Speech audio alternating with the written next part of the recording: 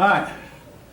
The campaign of 1884 has been called the dirtiest campaign in history up to that time, but actually I've read some things about the campaign of 1800 between John Adams and Thomas Jefferson that got really, really, really dirty. But anyway, Conkling had a downfall, and James Blaine became the leader of the Republican Party. When he did, the Mugwumps bolted the party and went over to the Democrats, believing the Democrats could be better. They wound up regretting it. They hadn't no any sooner than gone over when a Buffalo newspaper published an article. They found an 8-year-old boy with the last name of Cleveland, and they said Grover Cleveland is the father of this child, and keep in mind Grover Cleveland was not married, so this child was illegitimate. The Republicans seized up on this to make a dirty issue out of it. Cleveland's advisors got around and said, Mr. Cleveland, you've got to deny this. Now, folk, to understand, this was in the middle of the Victorian era. You might say, wasn't Queen Victoria Queen of Great Britain? Yes, but she influenced both sides of the Atlantic, and sex was a topic of, hush, hush, we don't mention that. And they didn't mention it. Women did not even have legs. Women had limbs. I mean, I'm talking about the 1880s. And for something like this, they told Grover Cleveland, hey, you'll not survive this. No politician survives this. Grover Cleveland told his campaign manager, he didn't say it himself, said, tell them I am the father of this child. A lot of the electorate felt, well, at least Cleveland is being honest. Now, something I had not heard of until I read this book. Some recent research says that Cleveland might have actually been taking the blame for something that one of his buddies had done, but Cleveland was in a better position to take the blame than this friend of his was. But anyway, someone else might have actually have been the father, but Cleveland was covering up for a friend.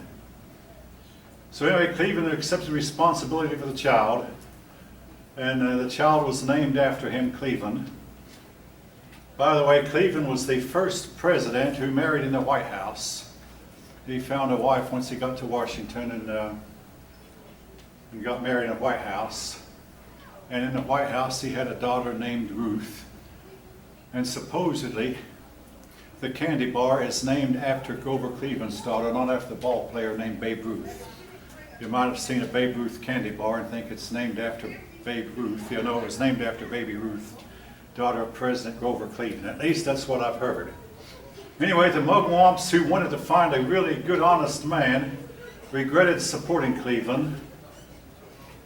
Cleveland stayed home during his campaign, even as Abraham Lincoln had done, and other presidential candidates before him. Blaine likely would have won the election. But on the last week of the campaign, and keep in mind, by this time, the telephone had been invented. Also, telegraph wires were all over the place, and every major newspaper had at least one telegraph wire, and mostly more than one telegraph wire inside its building. So news got around fast. Anyway, Blaine made an anti-Irish, anti-Catholic remark. Blaine had hoped that he would get the Irish and the Catholic votes, but they turned to Cleveland in droves. Blaine did not apologize for what he had said. And the result was, when it came to a final showdown, Cleveland won the election. Now, I have in my own lifetime seen a lot of candidates make a remark that hurt them. In 1972, Edmund Muskie, who was a Democratic frontrunner, did something that really hurt him. Before that, in 1967, when I was a freshman in college, George Romney, the father of Mitt Romney, George Romney is now deceased. But anyway, George Romney hoped to get the Republican nomination in 1968, but instead he made some remarks that hurt him, and he wound up pulling out of the race. A bad remark here or a bad remark there can turn people against you. And there have been times when candidates have made remarks, I heard them, that were remarks that I personally have agreed with, but then again, I don't always speak for the majority. The Republicans had a slogan. They had the slogan of a little boy saying, "Mama, where's my paw? Mama, where's my paw?" After the election, the Democrats answered, "On his way to the White House, ha, ha, ha." Now, Grover Cleveland goes down in history as being the only president who served 2 terms, but they were unique in that they were non-consecutive terms.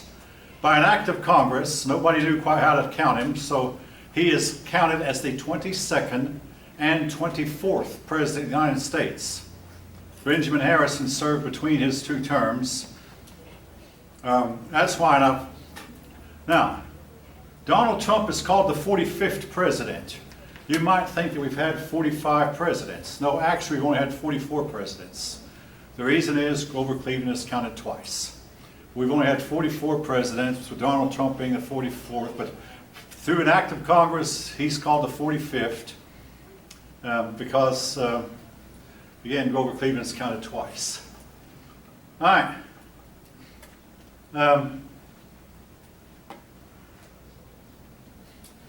Between Cleveland's 2 terms, Benjamin Harrison served. He was called the human iceberg because he was so cold. Benjamin Harrison was the grandson of William Henry Harrison, the general who only served for 1 month. So Benjamin Harrison served between Cleveland's 2 terms. Benjamin Harrison did not exert himself much. He believed the president should just play a caretaker role and not try to be really active and push for new things, but let others do that. As a result, you hear less said about Benjamin Harrison than you do about the other presidents. On a personal note, I have relatives who live around the Middletown, Ohio area. Benjamin Harrison went to Miami University in Oxford, where a lot of my classmates went. Miami University is the nearest big university to my relative's hometown, and one of my sisters got her nursing degree at Miami University. Anyway, Benjamin Harrison went to Miami University at Oxford, and he's lived closer to where I once lived than any other president that we've had, except for maybe Woodrow Wilson, who lived right here in Georgia, spent some time here in Atlanta. All right.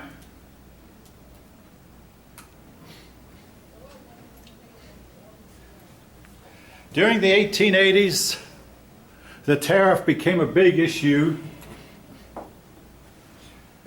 During the Civil War, when the Republicans were entirely in power, they passed a high tariff in order to pay for the war. And then when the war was over, the tariff remained high.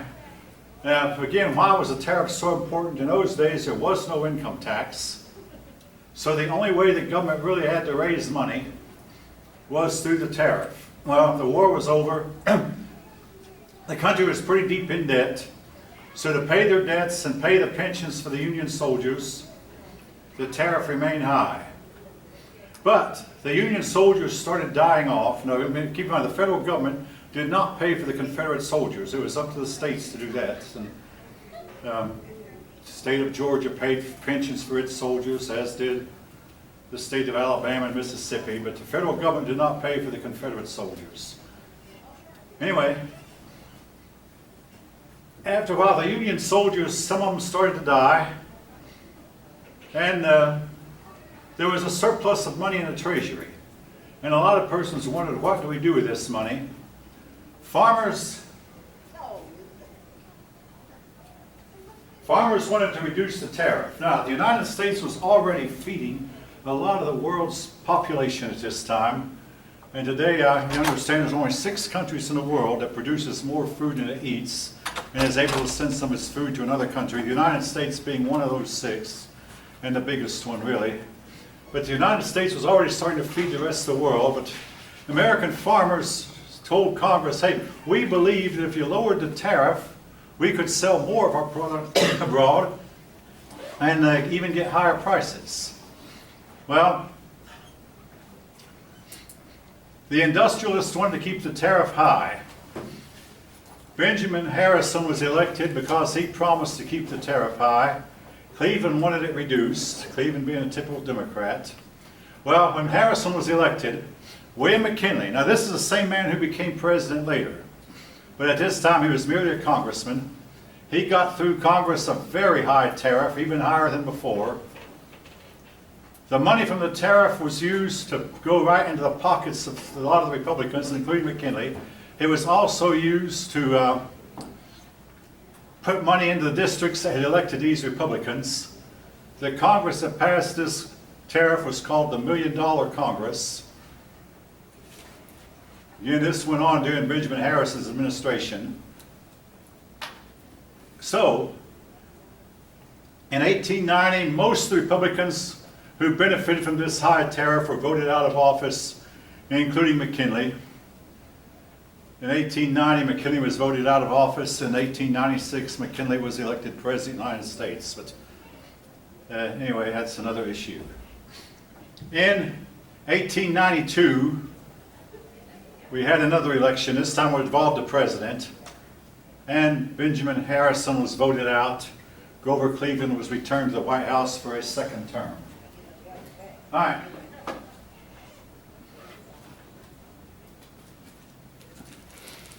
A lot of voters wanted the government to do something about the trust, reform the railroads, break the power of the trust, which eventually a lot of this was done. Since most railroads crossed state lines, it was difficult for states to regulate them. So the federal government was expected to regulate them because, after all, railroads cross state lines. In fact, a lot of railroads ran through several states. The Interstate Commerce Act was set up.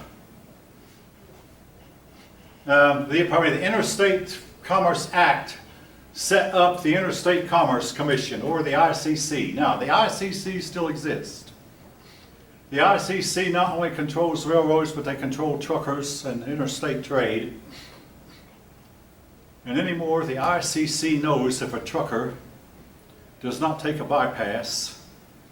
At one time, they had a hard time catching them. I mean, truckers have known for years when they come to the city of Atlanta, unless they have a stop inside Atlanta, they're supposed to take I-285. And if they go through Cincinnati, unless they have a stop inside Cincinnati, they're supposed to take I-275, which goes around Cincinnati. Every major city has a bypass, and the big truckers are supposed to take the bypass. But guess what? Today, the ICC knows if the truckers are taking it or not. The ICC knows where every trucker is on the road all the time, thanks to satellite communications.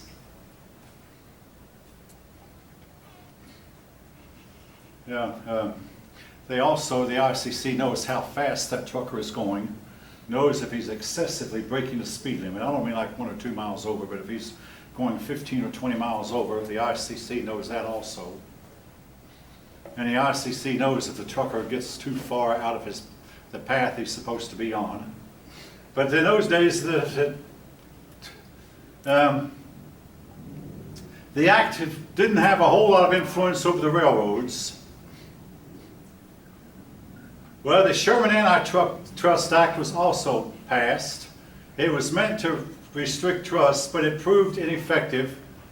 But that was true initially. But what we have, folk, is at least the Congress is acting. The Congress is trying.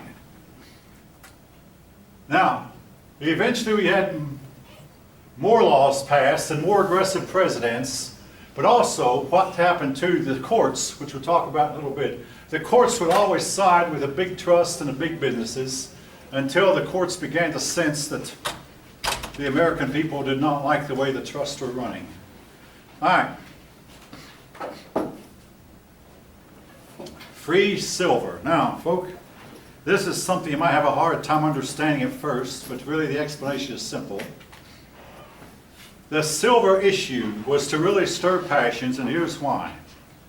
Silver dollars were minted, and they were trading for less than gold dollars.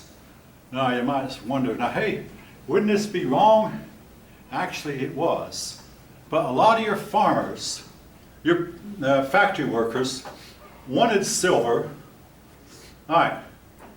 A silver dollar was worth about 90% what a gold dollar was. Well, when it came time to be paid, the farmers wanted to be paid in gold.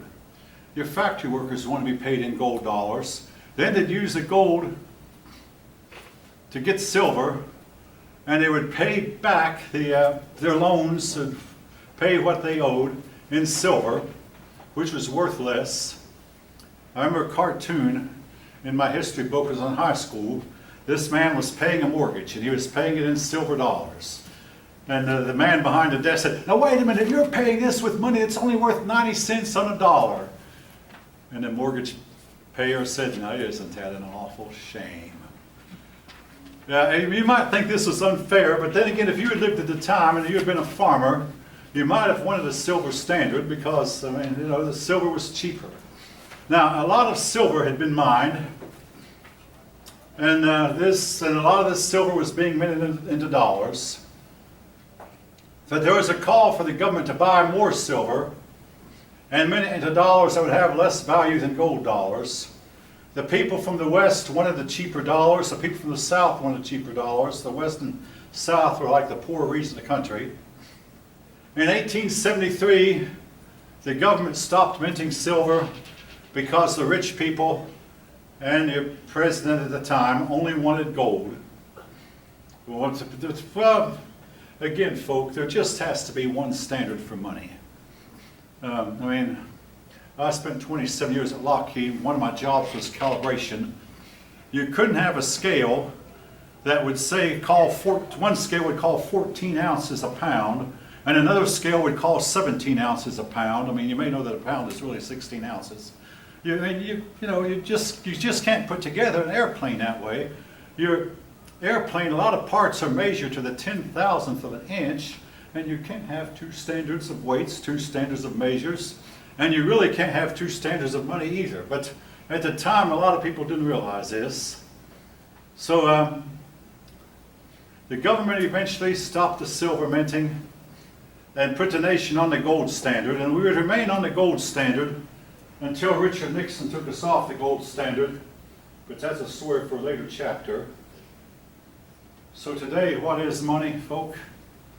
Money today is nothing more than two things. It's either paper that's not backed up by gold or silver, it's paper, or it's an electronic transaction. I carry around a little bit of paper just in case I happen to need it. Some places still don't take, or sometimes there are electronic machines that are out of service and you have to pay in cash. So I carry a little bit of cash with me, not much.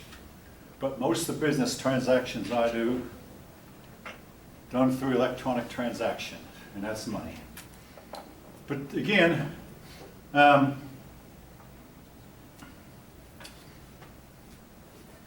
yes, during the Civil War, Lincoln had issued paper dollars called greenbacks. The paper dollars, like today's money, paper money, was not tied to the gold standard.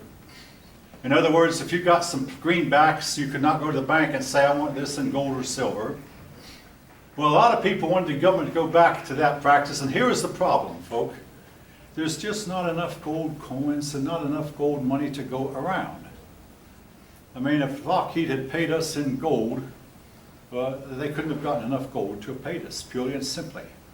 For the most part, during the 27 years at Lockheed, I got paid by electronic means. The money was automatically sent to my bank by way of telephone. Most of you are probably getting paid the same way, so most of you have a good idea what I'm talking about. Again, just not enough gold and silver to go around. And oh yes, at one time we kept our gold at Fort Knox. For the last 40 years, nobody seems to know how much gold there is at Fort Knox anymore. But anyway, that's just a little bit off the subject. All right. Anyway, Lincoln had issued greenbacks. And by the way, I mentioned some things that were similar between Lincoln's death and Kennedy's. One thing I did not mention was that both Kennedy and Lincoln had a plan to issue paper money to pay off the nation's debts. Just issue enough paper to pay it all off. And a lot of persons began to fear this. This might have been the one thing that might have contributed to the deaths of both of them. Some of you might be aware that Kennedy's death Lincoln's death was a conspiracy. We know that. That's been proven. Kennedy's death, there are a lot of Americans who believe it was a conspiracy. And President Trump promised, if elected, I will release all the secret papers that have to do with Kennedy's death. He got elected, he released some of them. There's still about 1,000 or so pages of documents that have never been released. Well, why not? A lot of persons believe that some people really high up in our own government was involved in Kennedy's death. Have any ever heard about any of this? Conspiracies to get rid of, one of you is nodding your head at least, get rid of Kennedy. Anyway, we'll talk more about that later. All right. Anyway, a lot of persons wanted the government to go back to that practice, issue greenbacks, and there'll be enough paper, the government can print enough paper to solve all the problems. And there was a call to mint silver again, which had been stopped. President Cleveland wanted there to only be one standard of money, the gold standard. After all, the rich were hurt. But in 1893, Cleveland was re-elected for the second time in November 1892.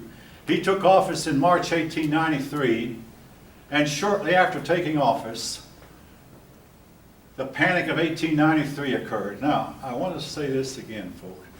Most presidents who have served 2 terms have had a very hard time of it their second term.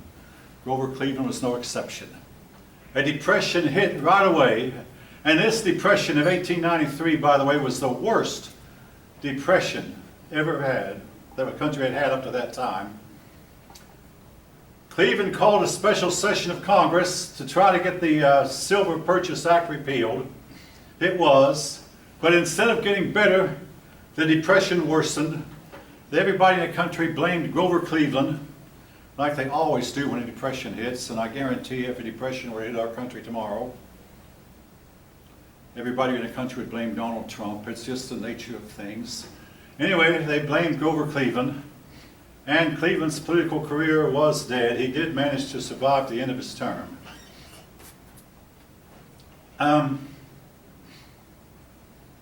Now, what Cleveland did, I know some of this stuff in the notes is a repeat of what's already said, but Cleveland called J.P. Morgan to the White House. You remember, J.P. Morgan was a banker.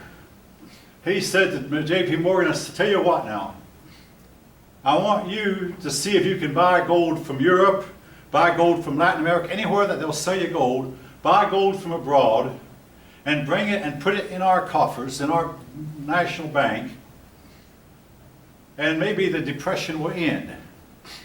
J.P. Morgan did. Now, a lot of persons said that Grover Cleveland pocketed some of that gold. Well, the records show that neither J.P. Morgan nor Grover Cleveland benefited in any way from the deal. Anyway, but J.P. Morgan did buy the gold from abroad. The move was criticized. The gold standard was saved, but the depression got worse. Now, Cleveland would do nothing to relieve the sufferings of his people that his policy had hurt. Now, folk, here's where I interject some of my own notes. More and more as the semester goes on, beginning right here, your authors take a liberal stance, more so than I do, and they take the stance that it was up to Grover Cleveland as president to relieve the depression. We're going to talk in the next chapter how that a man named Jacob Coxey started out in Ohio, and Coxey marched from Ohio to Washington on foot with thousands of men who were unemployed. And these men said to Grover Cleveland, hey, this country needs bridges, this country needs roads, this country needs parks, this country needs a lot of bridges that are falling apart, repaired. Let's build the bridges, let's build the government buildings, let's build the roads, stuff that this country needs. And, well, how do you pay for it, Mr. Cleveland? Borrow the money, issue bonds, and use the bonds to pay for it. Basically, go into debt. A lot of historians say that this was the way to handle depression. Now, later on, we'll find another president, a president named Franklin D. Roosevelt, who was faced with a depression himself. He had the government involved to building this, that, and the other, including bridges and roads in an attempt to get people employed, and the Depression did not end. The idea about borrowing was when the Depression's over, you can pay it back. Okay, Franklin Roosevelt started borrowing the money, and then when the Depression is over, they kept on borrowing more and more and more and more and more. A lot of persons say if Grover Cleveland had plunged the nation to debt at this early a date, by now the nation might be completely insolvent. Now to me, folk, it's only a matter of time. Oh, we set a debt ceiling. Okay, we're not going to go any more in debt. So we get up there to the ceiling, and what do? We raise the ceiling. We get up to the next ceiling, and we raise the ceiling. Get up to the next debt ceiling, we raise the ceiling. But lately, Congress has been really reluctant to raise the ceiling. Some of you may know that the country's debt, which was when I was a child, I thought it was a big number, it was in the billions. Today it's into the trillions, and no end in sight.